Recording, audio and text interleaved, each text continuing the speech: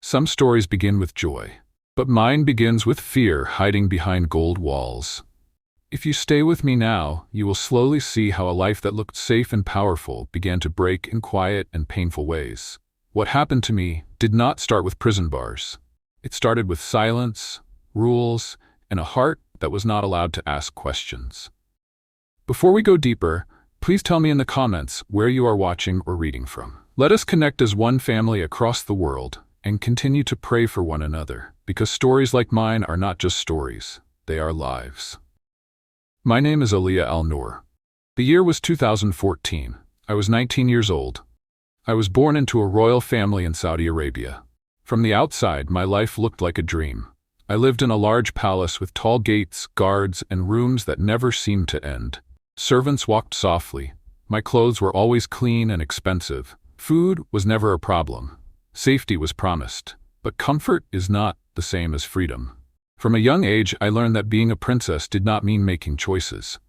My days were planned, my words were controlled, my thoughts were expected to stay within limits.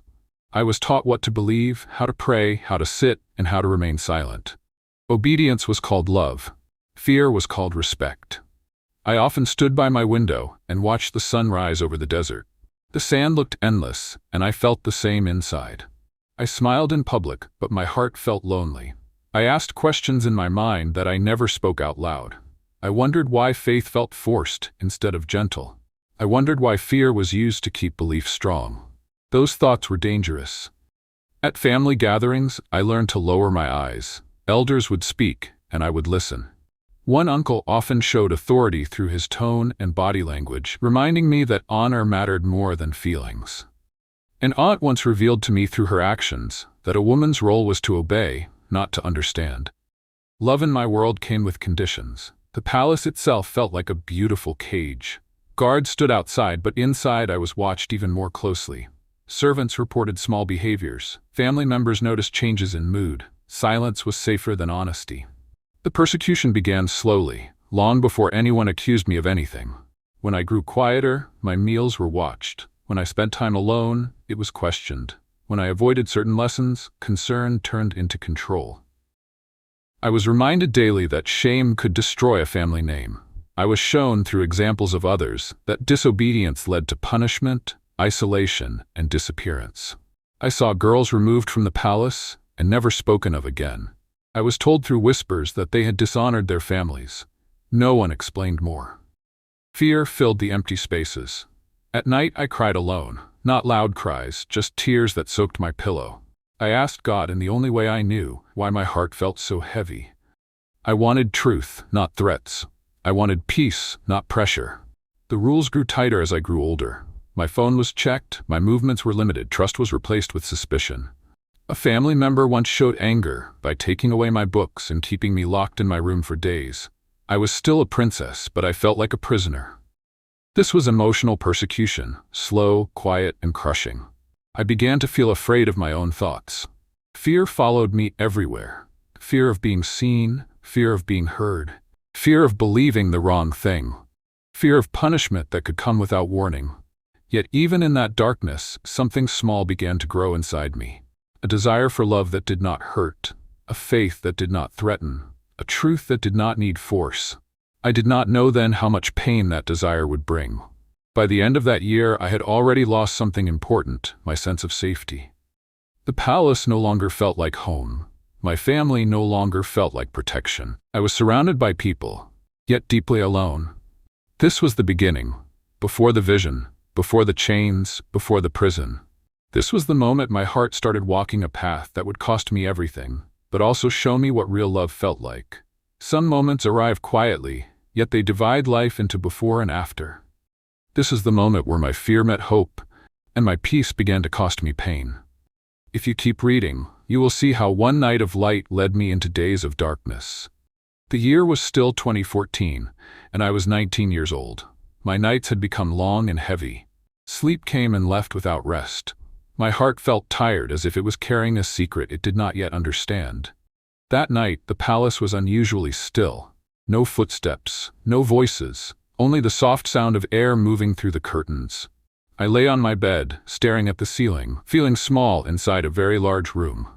Fear sat with me, but so did a deep hunger for truth. Then something happened that I cannot erase from my memory. I became aware of a presence that felt gentle and strong at the same time. It did not bring fear. It brought calm.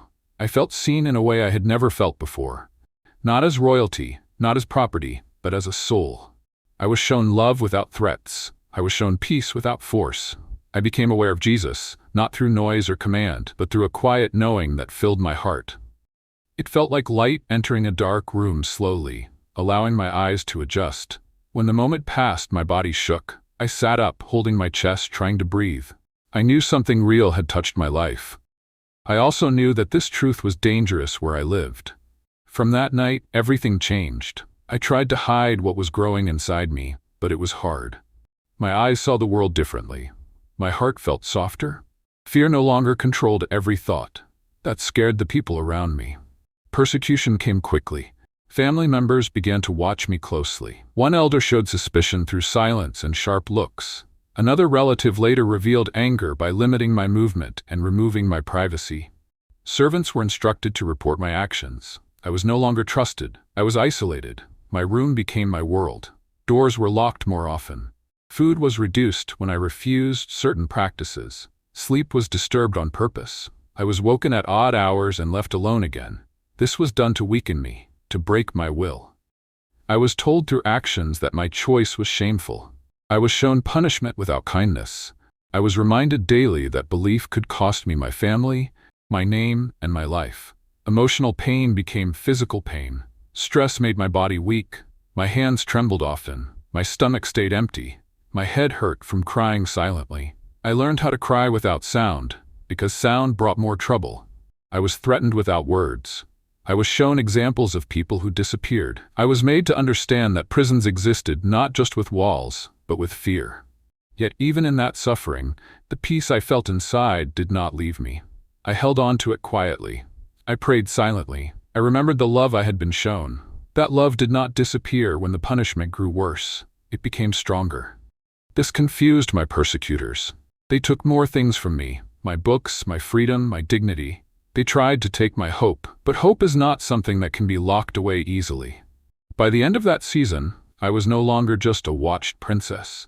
I was considered a problem, a danger, a disgrace. This chapter of my life taught me a hard truth. Choosing faith can bring chains.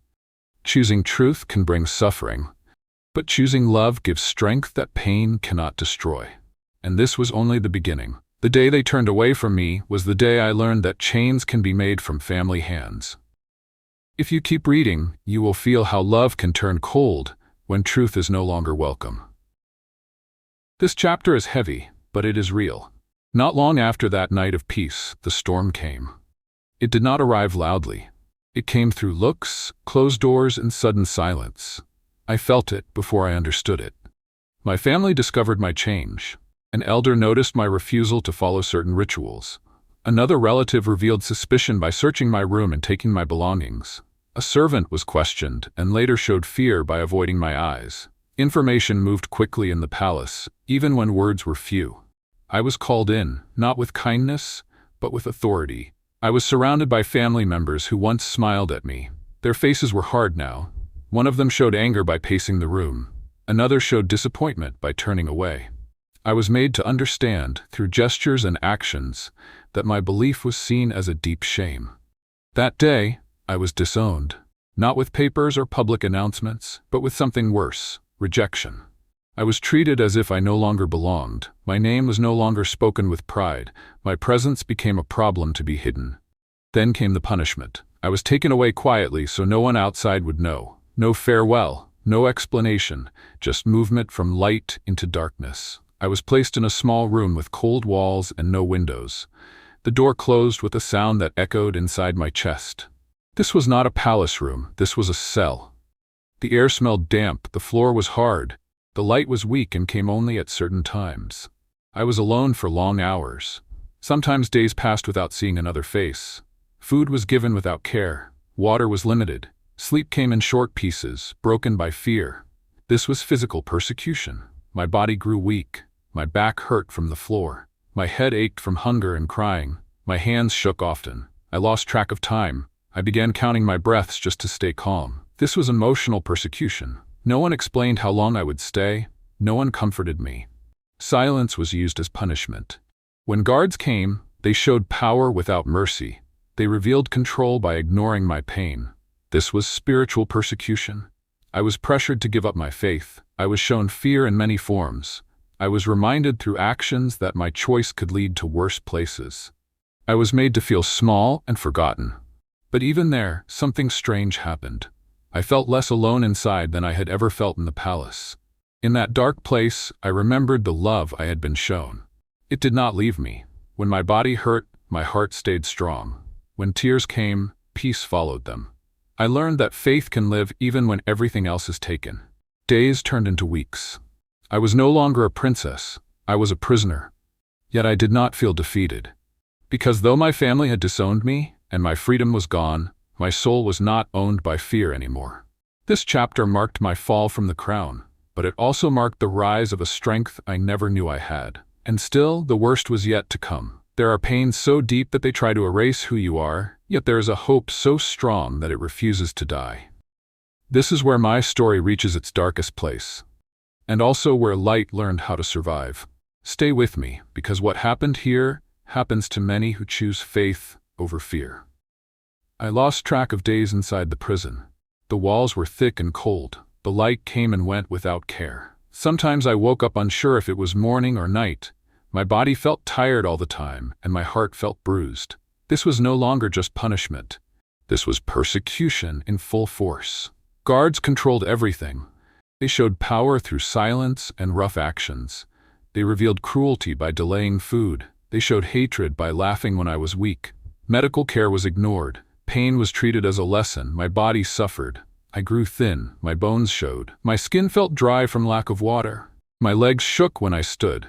Sometimes I felt dizzy and fell back onto the hard floor. When I asked for help, it was denied through cold looks and slow steps. My mind suffered. Loneliness pressed on me like weight. Silence screamed louder than noise. I remembered my family and wondered how love could turn into this. I wondered if I would ever see the sky freely again. Fear tried to convince me that I had made a mistake. My spirit was attacked daily. I was pressured to deny my faith. I was shown consequences through others' suffering.